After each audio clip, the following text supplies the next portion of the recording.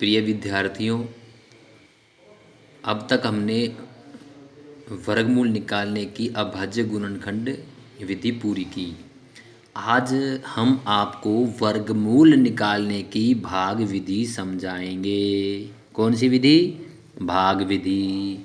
तो आप ध्यान से देखना वीडियो को। आज हम आपको भाग विधि बताने जा रहे हैं। तो हर बात को आप ध्यान से देखोगे, पूरे वीडियो को ध्यान से देखना है, समझना है और फिर इस विधि का आप अभ्यास भी करना है। क्योंकि आप जब अभ्यास करोगे ना तो ये विधि आपको और अच्छी तरीके से समझ में आएगी। तो शुरू करें।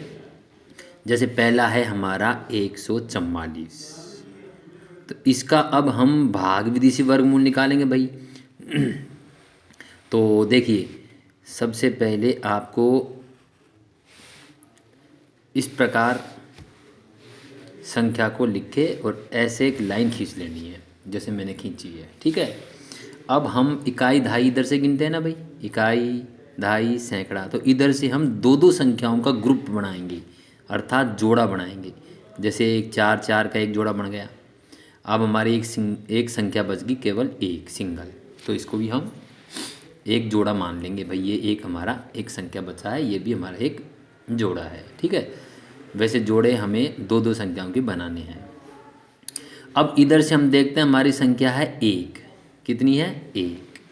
तो अब हमें एक ऐसी संख्या लेनी है कि जिसको उसी से गुणा करने पर एक आए। ठीक है। जैसे हम लेते हैं एक है। अगर हमने एक का वर्ग करें यानी एक गुणा एक करें, एक गुणा एक, तो हमारा एक आएगा। अगर हम दो का वर्ग करें तो इसका मतलब दो गुणा दो हमारा आएगा, दो गुणा दो चार। इसी प्रकार अगर हम तीन का वर्ग करें, तीन स्क्वायर, तो तीन का वर्ग हमारा आएगा तीन गुणा तीन बराबर तीन तिया नौ। इसी प्रकार अगर हम चार का वर्ग करें तो हमारा आएगा चार गुणा चार बराबर 16। इसी प्रकार अगर हम पाँच का वर्ग करें तो हमारा वर्ग आएगा पाँच गुणा पाँच बराबर 25। इसी प्रकार अगर हम छः का वर्ग करें तो छः स्क्वायर बराबर छः गुणा छः बराबर 36। इसी प्रकार अगर हम सात का वर्ग करें तो हमारा आएगा सात गुणा सात बराबर 49। इसी प्रकार अगर हम आठ का करें तो आठ स्क्वायर बराबर आठ गुणा आठ बराबर 64। इसी प्रकार अगर हम नौ का करें, नौ स्क्वायर बराबर नौ गुणा नौ बराबर 81। तो कम से कम आपको एक से लेकर नौ तक के वर्ग तो याद होने ही चाहिए। ठीक है। अब हम बात करते हैं हमारे वर्गमूल निकालने की। तो हम इकाई दहाई जिधर की साइड से गिनते हैं ना, उधर से हम दो दो संख्याओं का एक जोड़ा बनाएंगे। एक जोड़ा हमारा बन चुका है। अब एक सिंगल संख्या बची ना, तो इसे भी हम एक जोड़ा ही मान लेते हैं। वैसे जोड़े हमें दो दो संख्याओं के बनाने हैं। अब एक है। अब आपको एक ऐसी संख्या सोचनी है जिसको उसी से गुणा करे, अर्थात उसका वर्ग कर दे तो एक आए। तो हम देखते हैं ऐसी संख्या हमारी एक ही है। एक गुणा एक करते हैं तो एक आ जाता है, दो गुणा दो करें तो चार आ जाएगा। लेकिन हमें तो एक लाना है ना भाई, तो एक गुणा एक किया तो एक आया। तो हम एक यहाँ लिखेंगे और एक यहाँ लिखेंगे। एक को एक से गुणा करेंगे तो एक एकम एक, और जितना यहाँ हम लिखते हैं उतना ही हम उसमें जोड़ देते हैं। तो ये तो हमारा हो जाएगा दो, एक में से एक गया तो जीरो, और हमारा एक जोड़ा नीचे उतर जाएगा। एक जोड़ा हमारा है 44। अब हमारी संख्या बनी 44। ठीक है। और यहाँ पे हमारा दो, तो यहाँ पर हम इस दो के आगे, इस दो के आगे कोई संख्या लिखेंगे और फिर उसी से हम गुणा कर देंगे तो हमारे पास 44 आए। ठीक है। इससे ज़्यादा नहीं आए, कम आ जाए या बराबर आ जाए। जैसे दो है हमारा, हमने दो के आगे मान लो एक लिख के और एक से गुणा किया तो एक एकम एक और दो एकम दो, 21 आया। तो हम देखते हैं किस तो कम है हमारा 44 से, तो हम दो लिख के देखते हैं। तो ये जो हमारा दो है ना, इसके आगे हम दो लिख के और इसको दो से ही गुणा कर देते हैं। तो दो दूना चार और दो दूना चार, हम देखते हैं 44 आ रहा है। ठीक है। कब आ रहा है? जब दो लिखते हैं। तो यहाँ पे हम दो लिखेंगे और यहाँ पे भी हम दो लिखेंगे। तो 22 गुणा दो किया तो हमारा आया 44। ठीक है। और जीरो का कोई मतलब होता नहीं है। अब यहाँ पे हमने जितना लिखा उतना ही हमने इसमें जोड़ा, तो ये तो हमारा कितना हो जाएगा, ये तो हमारा हो गया 24, और ये जब घटाया जाएगा तो हमारे पास 0 बचेगा। तो इस प्रकार हमारा उत्तर आ गया 12। ठीक है, 144 का वर्गमूल हमारा आ गया 12। तो इस प्रकार आप सीखे। ऐसे ही अब हम निकालते हैं 289 का वर्गमूल। तो एक बार आप पुनः इसे समझने की कोशिश करें। 289, तो आपको जिस प्रकार मैं लाइन खींच रहा हूँ ना, आपको ऐसे ही लाइनें खींच लेनी है। ठीक है, अब हम इकाई दहाई इधर से गिनते हैं ना, तो हमारा एक जोड़ा बना 9 और 8 को मिलाकर, यानी 89 का बना एक जोड़ा। अब एक संख्या हमारी बच गई 2, इसे भी हम एक जोड़ा ही मान लेते हैं। ठीक है, वैसे हमारा जोड़ा 2 संख्याओं का बनता है। अब शुरू में हम देखते हैं हमारी संख्या 2 है। अब आपको एक ऐसी संख्या देखनी है जिसको उसी से गुणा करने पर, अगर उस संख्या को उसी से गुणा कर दे 2 आए, तो हम देखते हैं ऐसी तो कोई संख्या नहीं है। 1 गुणा 1 करेंगे तो 1 आएगा, 2 गुणा 2 करेंगे तो 4 आएगा। तो 2 तो कोई संख्या आती नहीं है। किसी भी संख्या को अगर उसी से गुणा करे तो 2 तो कहीं आ ही नहीं रही है हमारे पास। 1 को ले तो 1 आ रही है, 2 को ले तो 4 आ रही है। अगर हम 2 लेते हैं तो 4 संख्या 2 से बड़ी हो जाती है, इसलिए हम 1 ही लेंगे। ठीक है, तो 1 हम ले लेते हैं। 1 हमने यहाँ लिखा, 1 हमने यहाँ लिखा। 1 को 1 से गुणा किया, 1 1 हम 1, और जितना यहाँ लिखा उतना ही हमने इसमें जोड़ दिया। तो ये तो हो गए 1 और 1 2। अब यहाँ 2 में से 1 गया तो बचा हमारा 1। अब एक जोड़ा हम उतार लेंगे, 89 हमारा उतर जाएगा। अब हमारे पास यहाँ कितना आया 2। अब यहाँ 2 के आगे हम कोई संख्या लिखेंगे और उसी से गुणा करेंगे तो हमारा 189 आए, यानी जो संख्या हम यहाँ लिखेंगे वही संख्या यहाँ लिखेंगे और फिर गुणा करेंगे तो 189 आए। जैसे 2 है मान लीजिए, अब हमने 2 के आगे 1 लिखा और 1 से गुणा किया तो 21 से कम 21, जबकि आने हमारे कितने चाहिए थे 189, तो ये तो बहुत कम है। तो 3 लिख के देखते हैं।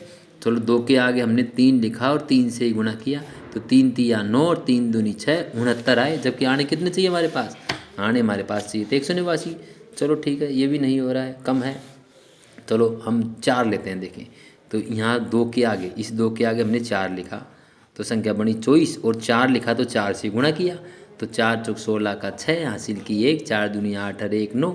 हम देखते हैं कि 96 तो कम आ रहे हैं। तो ऐसे आप संख्या लिखो, जैसे मान लो आप 7 लिखते हो इस 2 के आगे, तो 2 के आगे 7 लिखते संख्या बनी 27, और जो 7 लिखा ना उसी से हमने गुणा किया तो 7 7 49 का 9 हासिल की 4, 7 दूनी 14 और 4 18। तो हम देखते हैं कि 189 आ गई। कब आई, 7 लिखने पर। तो जितना हम यहाँ लिखेंगे ना 7, उतना ही हम यहाँ लिख देंगे। 7 यहाँ लिखा तो 7 यहाँ भी लिखा, और जितना लिखा उतना ही हमने इसमें जोड़ दिया। तो ये तो हमारे हो जाएंगे 34। और यहाँ पे हमने जब इसको गुणा किया 7 लिखने पर तो ये आया हमारा 189। ठीक है, 27 को 7 से गुणा किया तो 189। अब यहाँ हम जब घटाएंगे तो हमारा शेष फल आएगा 0। तो इस प्रकार हमारा जो 17 का वर्गमूल, 289 का जो वर्गमूल आ रहा है वो आ गया हमारा 17। ठीक है, तो इसी प्रकार हम आगे एक और देखते हैं संख्या 676। तो अगर मान लीजिए हम 676 का वर्गमूल निकालें तो इसमें भी देखो हमें वही काम करना होगा। आप एक रेखा ऐसे खींचो, एक रेखा ऐसे खींचो, एक लाइन ऐसे, एक लाइन ऐसे।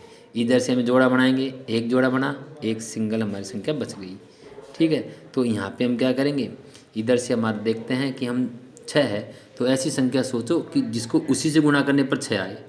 तो देखो 6 तो कहीं आ ही नहीं रहे। 3 लेते हैं तो 9 आते हैं, और 9 ज़्यादा हो जाते हैं तो हम 2 में काम चलाएंगे। तो हम 2 यहाँ लिखेंगे, 2 यहाँ लिखेंगे, 2 को 2 से गुणा किया तो आया हमारा 4, और जितना लिखा उतना ही हमने इसमें जोड़ा तो ये हो गया हमारा 4। 6 में से 4 गई तो 2। अब एक जोड़ा हम उतार लेंगे, ये हो गया हमारा 76। अब हमारा यहाँ पे 4 है ना भाई, अब इस 4 के आगे कोई संख्या लिखेंगे और वही संख्या हम यहाँ लिखेंगे और फिर उनको आपस में गुणा करेंगे तो 276 आ जाए। ठीक है, ज़्यादा नहीं आए, कम आ जाए। जैसे हमने मान लो 4 के आगे लिखा, मान लीजिए हमने 4 के आगे लिखा 3 और 3 से ही गुणा किया तो 3 तिया 9, 4 ती 12, 129। तो देखो 276 से कम है ना ये, तो 4 लिख के देखते हैं। तो 4 जब हम लिखेंगे तो 4 के आगे 4 लिख के 4 से हमने गुणा किया, 4 चौक 16 का 6 हासिल किए, 4 चौक 16 1 17। तो ये भी देखो कम आ रहे हैं। देखो 4 चौक 16 हासिल किए 1 16 1 17 176, जबकि आना चाहिए 276, तो ये भी कम है। तो आगे देखते हैं हम, तो 6 लिख के देख लेते हैं, है ना। तो 4 के आगे 6 लिखते हैं, तो हमने 4 के आगे 6 लिखा, 276 आना चाहिए ना भाई। तो 4 के आगे हमने 6 लिखा और 6 से ही हमने गुणा किया, 6 3 36 का 6 हासिल की 3, 6 चौका 24 25 26 27। तो हम देखते हैं 276 आ गया में हमारा, कितना लिखने पर, 6 लिखने पर। तो 6 ही हम यहाँ लिखेंगे और 6 ही हम यहाँ लिखेंगे, और जितना लिखा उतना इसमें जोड़ा, और इसको जब हमने गुणा किया तो हमारा आया 276। तो ये तो हमारा बच गया 0, और ये हमारा हो गया 52। तो इस प्रकार हमारा 676 का जो वर्गमूल आ रहा है वो आ जाएगा 26। तो आप इसी प्रकार संख्याओं का वर्गमूल निकालने का अभ्यास करें। धन्यवाद।